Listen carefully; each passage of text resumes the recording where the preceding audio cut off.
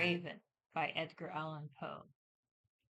Once upon a midnight dreary, while I pondered, weak and weary, over many a quaint and curious volume of forgotten lore, while I nodded, nearly napping, suddenly there came a tapping, as of someone gently rapping at my chamber door. "'Tis some visitor," I muttered, tapping at my chamber door, "only this and nothing more." Ah, distinctly I remember it was in the bleak December, and each dying ember wrought its ghost upon the floor. Eagerly I wished the morrow, vainly I had sought to borrow from my books surcease of sorrow, sorrow for the lost Lenore, for the rare and radiant maiden whom the angels name Lenore, nameless here for evermore. And the silken, sad, uncertain rustling of each purple curtain thrilled me, filled me with fantastic terrors never felt before, so that now to still the beating of my heart I stood repeating, "'Tis some visitor entreating entrance at my chamber door, some late visitor entreating entrance at my chamber door. This it is and nothing more." Presently my soul grew stronger, hesitating then no longer. "Sir," said I, "or madam, truly your forgiveness I implore. But the fact is I was napping, and so gently you came rapping, and so faintly you came tapping at my chamber door, that I scarce was sure I heard you. Here I opened wide the door, darkness there, and nothing more." Deep into that darkness peering, long I stood there, wondering, fearing, doubting, dreaming dreams no mortal ever dared to dream before. But the silence was unbroken, and the stillness gave no token, and the only word there spoken was the whispered word, "Lenore." This I whispered, and an echo murmured back the word "Lenore." Merely this, and nothing more. Back into the chamber turning, all my soul within me burning, soon again I heard a tapping somewhat louder than before. "Surely," said I, "surely that is something at my window lattice. Let me see then what threat is, and this mystery explore. Let my heart be still a moment, and this mystery explore. 'Tis the wind, and nothing more." Open here I flung the shutter, when, with many a flirt and flutter, in there stepped a stately raven, of the saintly days of yore.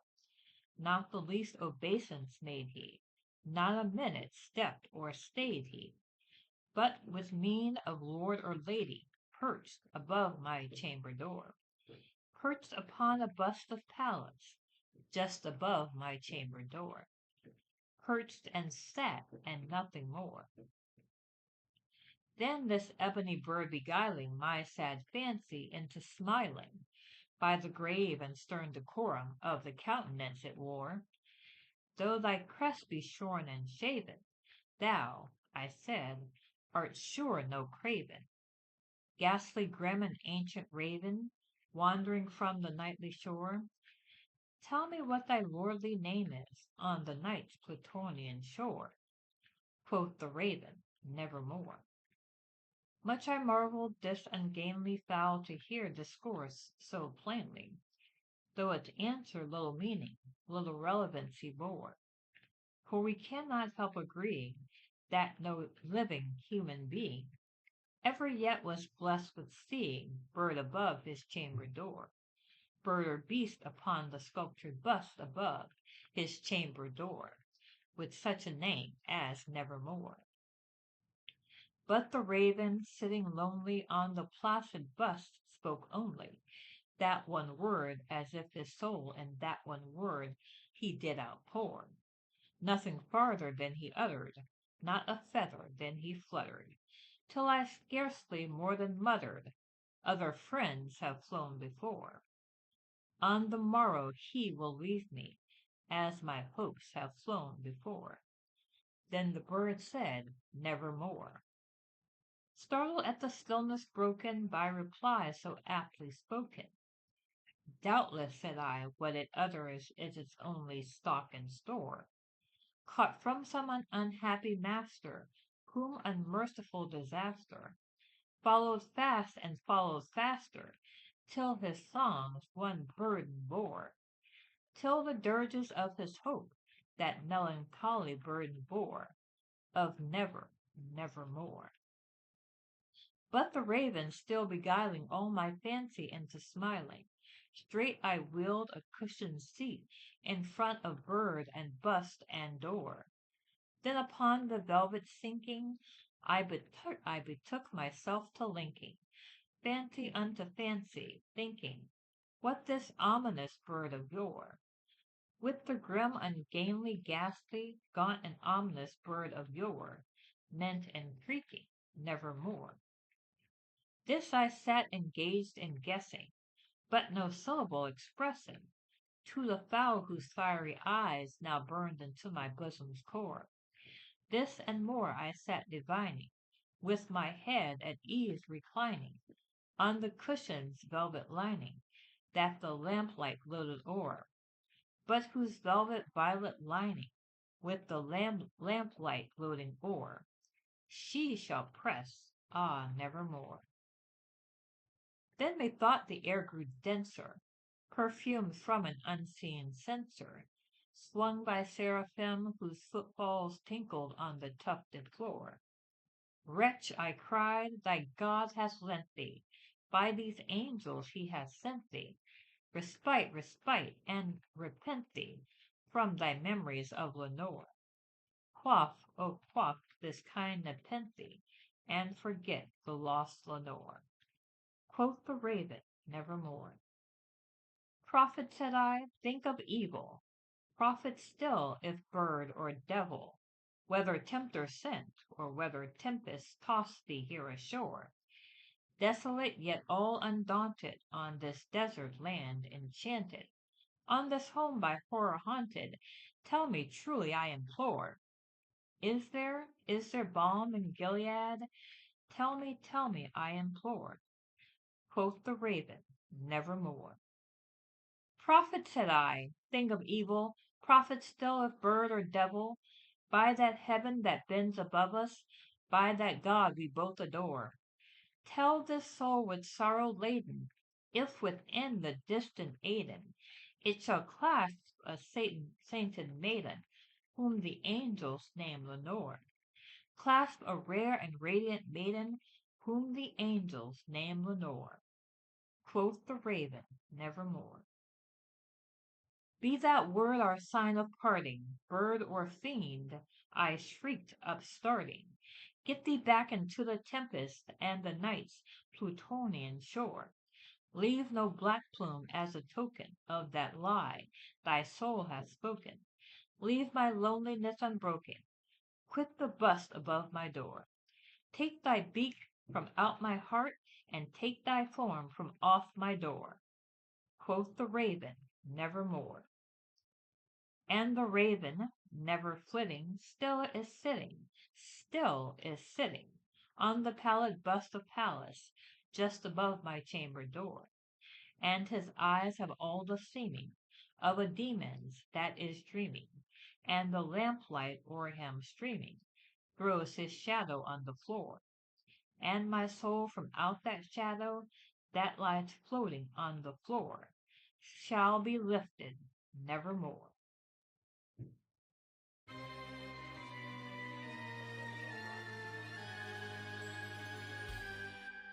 So I really love this poem because Edgar Allan Poe has a really dramatic way of describing things that haunt people. But I feel like within this poem, it definitely shows that this man is haunted by the death of his. I assume she's his lady love, and he doesn't know he's in grief. He's in mourning, and he meets this creature that he doesn't know where the creature came from. And I think it's interesting to note that ravens and crows, which are closely related, are very, very closely linked to signs of death. It is said that whenever you see a crow or a raven, that death is near. And so I love the symbolism that he used by using the raven and using it to symbolize something where he's taunting and questioning death and why his love had to leave him. And he sees this guest, this uninvited guest, and he's like looking for answers. He's like, give me an answer as to what happened, what's going to happen. But what he realized in the end, I think, is that he can't get that answer from this creature, basically. And I love that. I love that. I love that about Edgar Allan Poe. He does have very clear writing. It does have a conclusion. It does have answers, but it's never that cut and dry answer. It's never really clean cut. And I think that's why I like his stories. I like his poetry, and I like the way he writes. Okay, so a little bit about Edgar Allan Poe.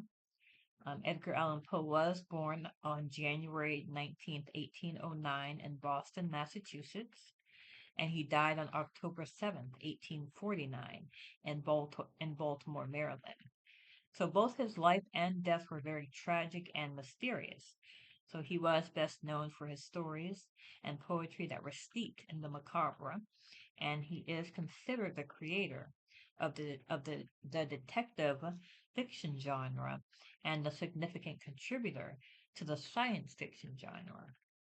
So he is the first well-known American writer to actually learn a living through writing alone.